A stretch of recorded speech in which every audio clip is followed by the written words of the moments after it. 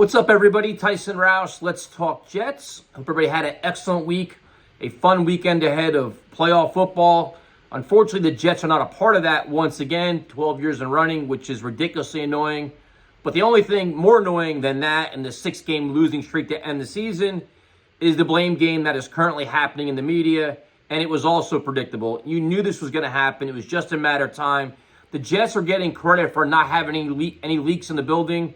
Once you start firing people, once you have a coach and GM in the hot seat, once the quarterback's on a hot seat, all kinds of stories are going to leak. The media is going to take advantage of it and add their spin to it without sources, and here we are. So this kind of started a couple of weeks ago where Mike LaFleur was asked about Zach Wilson, and he said maybe he shouldn't have started year one, his rookie year, because he wasn't ready. That right there raised a lot of eyebrows. Then whatever happens, Mike LaFleur gets fired, and you knew sooner or later stories are going to get out. So yesterday, Zach Rosenblatt had a story in The Athletic that, thank you to everybody that mentioned it to me and that forwarded it to me, because I don't pay for content, man. So if you charge $1 a month for content, I'm not buying it. Just my own stubbornness. But so you had an article that came out with a lot of behind-the-scenes information where Elijah Moore told him to fuck off. There was talk about how he handled Zach Wilson, the tough love approach, and how Zach didn't embrace it, how he should have changed things, and all these different things.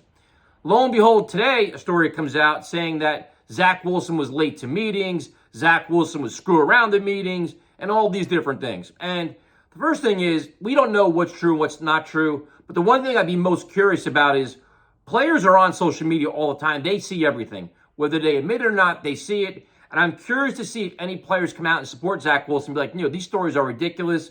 Or if the Jets tell the players, hey, you better support your quarterback.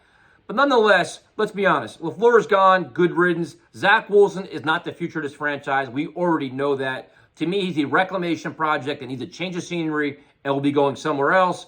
And I think you knew when the team was wearing Mike White T-shirts to a game, they were all in about him. They bought in for him.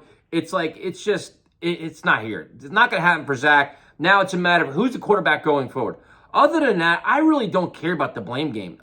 This team right now, if you're a fan, you have legitimate concerns that this coaching staff can find a competent offensive coordinator and can find a quarterback.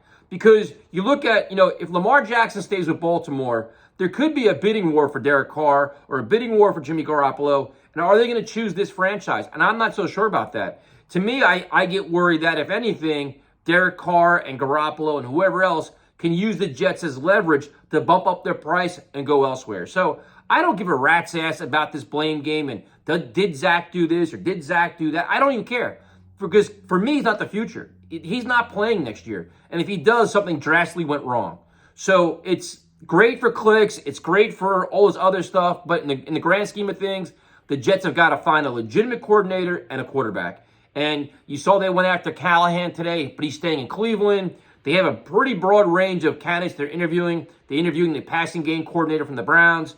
But nothing is overly inspiring, but you never know what happens. So stay tuned as things play out. I'll keep you updated. I'll share my insight. I'm not going to give a lot of detail on some of these candidates I have no idea about, because all I'm going to do is go on Wikipedia, read that, do some research, go to some fan sites, and probably regurgitate what everybody else is saying. So I'm not going to do that. Just if there's a candidate that I know something about, like Greg Roman, I'll share my 2 cents, and that's it. So have a good day. Enjoy the games. I'll talk to you later.